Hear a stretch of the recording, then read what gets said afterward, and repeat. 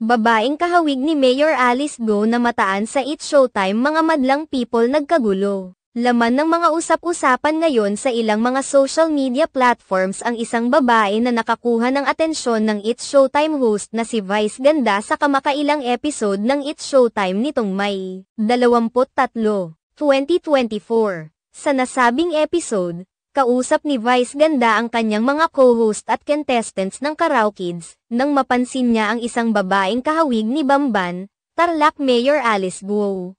Gusto muna nating i-acknowledge ang presence, excuse me Mayor, thank you so much for gracing our show, pabirong pahayag ni Vice Ganda. Mabilis namang itinaman ni Amy Perez at iba pang co-host ng It's Showtime kay Vice Ganda na maling tao ang kanyang tinutukoy. Gayunpaman, hindi tumigil si Vice Ganda sa pakikipag-usap sa babae at nilapitan pa niya ito. Buti na lang naalala mo ang daan papunta rito, pahayag pa ni Vice Ganda. Ang tinutukoy ni Vice Ganda na naalala ay dahil sa nakaraang Senate hearing ay palaging sinasabi ni Mayor Alice Go na hindi na niya maalala ang ilang detalye ng kanyang nakaraan. Nasundan pa ang pagbibiro ni Vice Ganda dahil na rin sa pakikisabay ng nasabing babae. Dito kasi siya nag-aral. Nasaan na si Teacher Rubilin? Tanong ni Vice. Hindi ko na po maalala. Sagot naman ng babae. Saan ba talaga nakatira si Teacher Rubilin? Muling pagtatanong ni Vice Ganda.